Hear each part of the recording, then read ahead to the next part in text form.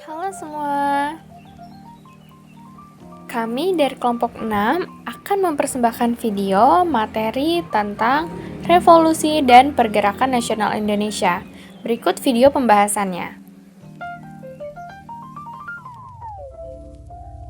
Latar belakang pergerakan nasionalis untuk mendukung kemerdekaan Indonesia seperti Budi Utomo, Partai Nasional Indonesia, Sarekat Islam, dan Partai Komunitas Indonesia bertumbuh cepat di abad 20. Gerakan nasionalis tersebut memprakarsai strategi kerjasama dengan mengirim wakil mereka ke Crossroads Dewan Rakyat dengan harapan Indonesia akan diberikan hak pemerintah sendiri tanpa adanya campur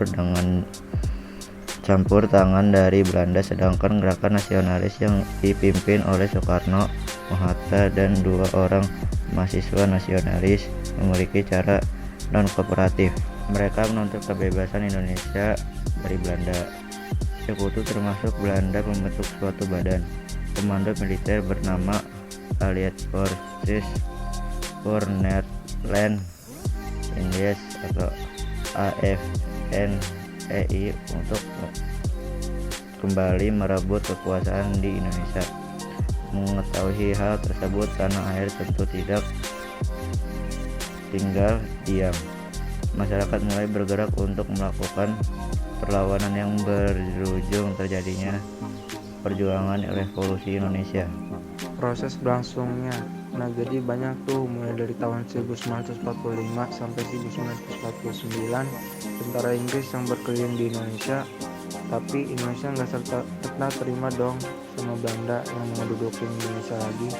Makanya mau nggak mau bangsa kita harus perang menghabiskan mereka biar para penjajah alias Belanda pergi dari negara ini. Sebenarnya simpel banget kok, mereka bawa senjata, kita lawan balik dan mengusir dengan cara berperang militer. Karena sama bangsa Indonesia terhadap Belanda yang mau kembali menduduki Indonesia, maka dilakukanlah 3 perundingan pertama Indonesia sampai Belanda, yaitu perundingan Philip Washington, perundingan Ojoyolo, dan perundingan yang menghasilkan keputusan, yaitu perundingan Linggarjati. Singkatan perundingan Linggarjati yang terlaksana pada 15 November 1946 menyatakan kalau secara de facto Sumatera, Jawa, dan Madura merupakan wilayah Republik Indonesia Serikat yang secara langsung akan dipimpin bersamaan dengan Ratu Belanda. Tapi Belanda melancarkan serangan yang menyebabkan dilanggarnya perjanjian Linggarjati.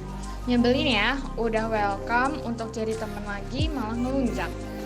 Serangan tersebut biasa kita kenal sebagai agresi militer 1 yang terjadi pada 20 Juli 1947, yaitu operasi militer Belanda di Jawa dan Sumatera. Dari situlah mulai banyak perundingan dan konferensi serta peperangan yang kita kenal sampai saat ini.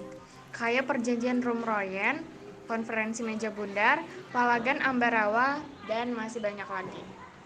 Pada intinya, peristiwa-peristiwa di atas jadi pemicu masa revolusi kemerdekaan bangsa Indonesia untuk meraih kembali kemerdekaannya. Berhasil atau enggak ya? Berhasil dong.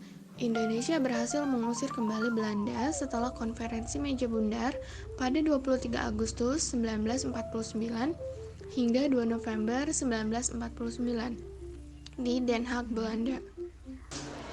Dampak positif revolusi Indonesia. Belanda mengakui kemerdekaan Indonesia. Dampak negatif revolusi Indonesia.